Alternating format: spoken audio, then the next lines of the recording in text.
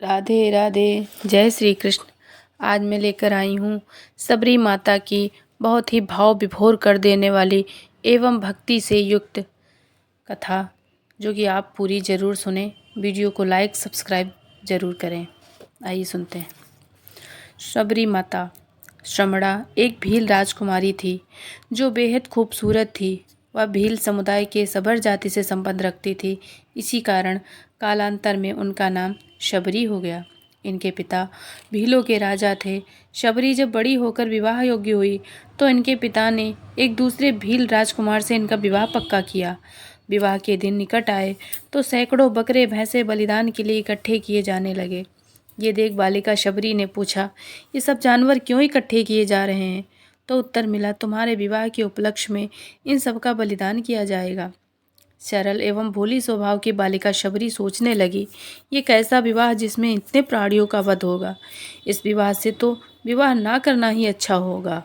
ऐसा सोचकर वह विवाह के एक दिन पूर्व रात्रि में उठी और जहाँ सारे जानवर और पक्षी बाड़े में बंद थे, उनका किवाड़ खोलकर सबको आज़ाद कर दिया और बिना बताए घर से निकलकर दंडकारण्य वन में पहुँच गई। फिर कभी लौटकर घर नहीं गई। उसी दंडकारण्य में मतंग ऋषि तपस्या करते थे। श्रमणा वहीं रहकर उनकी सेवा करना चाहती थी, पर भील जाति की होने के कारण अवसर ना मिलने का अंदेशा था। फिर भी सबरी सुबह सुबह सभी ऋषियों के सोकर उठने से पहले उनके आश्रम से नदी तक का सारा रास्ता साफ कर देती थी। सभी कांटे चुनकर रास्ते में साफ बालू बिछा देती, जिससे ऋषियों के पैरों में कोई तकलीफ ना हो। वह आश्रम में गिरे पत्तों को साफ कर देती, वन से सूखी लकड़ियाँ इकट्ठा करके हवन कुंड के पास रख देती थी, आदि आदि। ये सब तो ऐसे समय करती थी कि किसी को इसका पता नहीं चलता था। एक दिन मतंग ऋषि को ये सब करते हुए शबरी दिखाई पड़ गई। उनके इस प्रकार निस्वार्थ सेवा भावना से ऋषि अति प्रसन्न हो गए और उन्होंने शबरी को अपने आश्रम में ही रहने की आज्ञा दे दी। जब मतंग ऋषि के अंत का समय आया और अपना शरीर छोड़कर वो ब्रह्मलोक को जाने लगे, तब शबरी ने कहा, भगवान, मैं तो अपने पिता का घर छोड़कर आपकी शरण में आकर रह रही थी और आज आप मुझे भी छोड़कर जा रहे हैं। अब मेरा ख्याल यहाँ कौन रखेगा? मतंग ऋषि ने कहा, बेटी, तुम्हारा ख्याल अब प्रभु श्री राम रखेंगे। शबरी ने बड़ी सरलता से कहा, गुरुजी, ये श्री राम कौन है और मैं उन्हें कहाँ ढूंढूंगी? बेटी, तुम्हें उन्हें खोजना नहीं पड़ेगा। मैं तेरी भक्ति से बहुत प्रसन्न हूँ। तुम्हें आशीर्वाद देता हूँ कि श्री राम भगवान स्वयं तुम्हारी कुटिया में आकर तुम्हें अपना दर्शन देंगे। तब तक यहीं रहकर उनकी प्रतीक्षा करना और आने पर उन्हें आगे का मार्ग बताना। गुरु की भक्ति में इतना विश्वास रहा कि शबरी ने एक बार भी गुरु से नहीं पूछा कि समय तो बताते जाओ कि दर्शन कब देंगे प्रभु श्री राम। वह अपने आश्रम में ही रुककर भगवान श्री राम की प्रतीक्षा करने लगी, इस विश्वास के साथ कि गुरु की वाणी एक न एक दिन अवश्य पूरी होगी। हमारे प्रभु श्री राम एक दिन मुझसे मिलने हमारी कुटिया में जरूर आएंगे। मतंग ऋषि से यह आशीर्वाद मिलने के बाद शबरी ने गुरु के वचन को पकड़ लिया। माता शबरी प्रभु श्री राम के आने की प्रतीक्षा करने लगी। सुबह उठते ही शबरी सोचती, प्रभु आज अवश्य ही पधारेंगे। यह सुनकर जल्दी जल्दी दूर तक रास्ते को बुहार कर आती, पानी से छिड़काव करती, गोबर से जमीन लीपती, फूल लाकर रास्ते में बिछाती कि प्रभु इसी फूल पर चलकर आएंगे। उस रास्ते से होकर किसी को जाने नहीं देती। एक बार कई अन्य संत उस रास्ते से निकलने वाले थे तो उन्हें अपने द्वारा बिछाए हुए फूलों पर रास्ते पर चलने से मना करते हुए बोली कि इधर से मत जाइए। अगर हमारे प्रभु श्री राम आ गए तो क्या कहेंगे कि शबरी को स्वागत करना नहीं आता। उसी में से एक ने कहा, लगता है शबरी पागल हो गई है, ऐसा बक रही है। लगता है अभी श्री राम जी आने वाले हैं। दूसरे ने कहा, लेकिन एक बात ये भी है कि बिना पागल हुए भक्ति सिद्ध भी नहीं होती। भक्ति में अहंकार होना सच्ची भक्ति की निशानी नहीं है। वहाँ जंगल में जाकर मीठे मीठे फलों को लाती, ताजे ताजे पत्तों के दोने बनाकर रखती, ठंडा जल खूब साफ करके रखती और फूलों की माला लेकर रास्ते पर बैठ जाती और एकटक रास्ते पर निहारती रहती।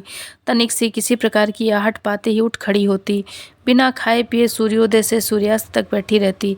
जब अंधेरा हो जाता तो सोचती, आज प्रभु किसी मुनिदेव के आश्रम पर रह गए होंगे, कल जरूर आ जाएंगे। बस कल फिर इसी तरह बैठती और ना आने पर कल के लिए पक्का विचार करती।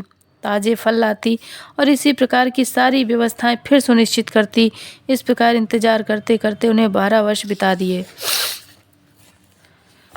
गुरु का वचन असत्य तो नहीं हो सकता, आज नहीं तो कल प्रभु जरूर आएंगे। इसी विचार से वो निराश नहीं हुई। वह प्रभु श्री राम के लिए मीठे मीठे बेर वन से तोड़ कर लाती। बेर में कीड़े ना हो, वो खट्टा ना हो, इसके लिए वह एक एक बेर चक्कर रखती। ऐसा करते करते वो वृद्ध हो चली थी।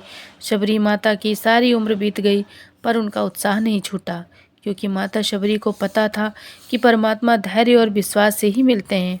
एक दिन शबरी को पता चला कि दो सुंदर युवक उन्हें ढूंढ रहे हैं। वह समझ गई कि हो सकता है प्रभु ही हों। प्रभु श्री राम भाई लक्ष्मण के साथ सीधे शबरी के आश्रम में पहुँचे। उन्होंने अन्य ऋषियों के आश्रम की ओर देखा भी नहीं। शबरी ने पूछा, आप कौन हैं महात्मन? मैं राम और ये मेरा छोटा भाई लक्ष्मण। प्रभु ने मुस्कुराते हुए बताया, प्रभु मैं आपको पहचान नहीं पाई। शबरी के आनंद का ठिकाना नहीं रहा। कमल सदृश नेत्र और विशाल भुजा वाले, सिर पर जटाओं का मुकुट और हृदय पर वनमाला धारण किए हुए सुंदर सांवले और गोरे दोनों भाइयों के चरणों में शबरी भूर भूर लिपट गई। वे प्रेम से मगन हो गई। मुख से वचन नहीं निकलता। बार बार उनके चरणों में सिर नवा रही है। नेत्र के आंसुओं से पैर धोए, आइए प्रभु, पधारिए प्रभु। मेरी कुटिया पवित्र हो गई, बैठिए, मैं आपके चरण पखारती हूँ। श्री राम ने कहा, अब इसकी कोई आवश्यकता नहीं है। तुम्हारे स्नेह भरे आंसुओं से मैं पहले ही पवित्र हो गया हूँ। शबरी ने कहा, हमारे गुरु हमको बता गए थे कि पुरुषोत्तम श्री राम अवश्य आएंगे यहाँ, इसलिए हमें विश्वास था कि तुम अवश्य आओगे। प्रभु, कहाँ सुदूर उत्तर के तुम और कहाँ दक्षिण की मैं, कहाँ रघुकुल के तुम भविष्य और कहाँ मैं वन की वनवासिनी। अगर रावण का वध नहीं करना होता तो क्या तुम यहाँ आते? ये सुनकर प्रभु श्री राम बोले, माता, रावण का वध तो लक्ष्मण अपने पैरों से बाण चलाकर कल कर सकता था। राम तो सबरी माँ से मिलने आया है, ताकि जब राष्ट्र के इतिहास की बात हो तो याद रखें कि जनता के राष्ट्र का निर्माण क्षत्रिय राम और उनकी वनवासिनी माँ शबरी ने मिलकर किया है। ये सुनकर शबरी उन्हें देखते रह गई और बोले, तभी तो तुम राम हो। भक्ति के उद्वेग में अपने आप को भूल गई शबरी अपने तोड़े हुए मीठे बेर श्री राम को देते हुए बोली, खाइए प्रभु, बहुत मीठे हैं, मैंने चक्कर रखा है, अच्छे हैं ना प्रभु? श्री राम शबरी की अगाध श्रद्धा व अनन्य भक्ति के वशीभूत होकर सहज भाव एवं प्रेम के साथ जूठे बेर अनवरत रूप से खाते। प्रभु श्री राम ने बार बार प्रशंसा करते हुए बड़े प्रेम से बेर खाते हुए बोले, इतने वर्षों बाद लगा कि जैसे माता कौशल्या अपने हाथ से खिला रही हूँ, और लक्ष्मण को भी खाने को दिए।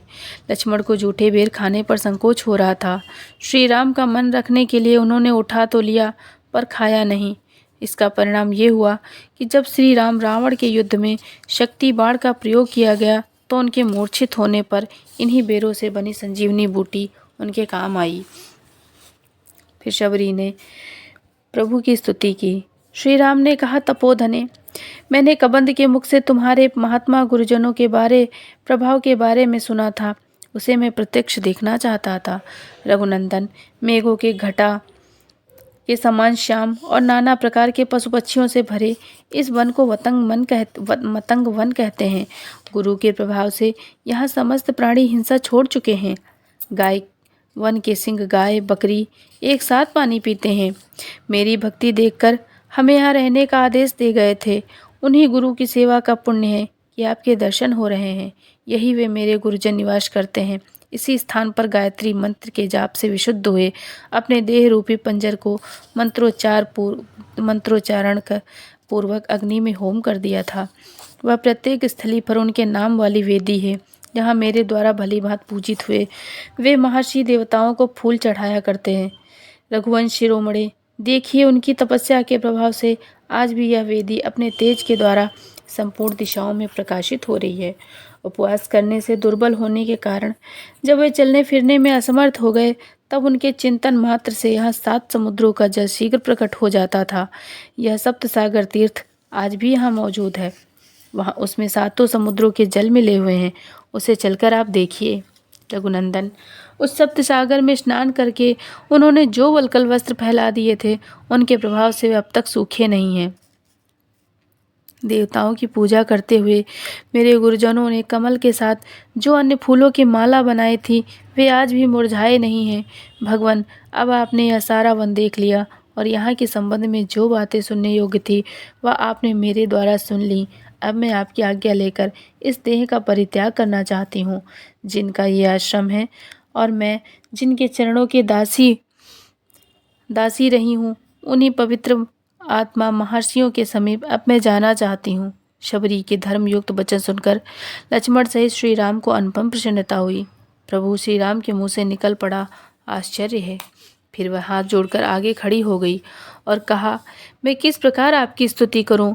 मैं तो नीच जात की मूढ़ बुद्धि हूँ। श्री रघुनाथ जी ने कहा, हे भामिनी, मेरी बात सुनो। मैं तो केवल एक भक्ति का ही संबंध मानता हूँ।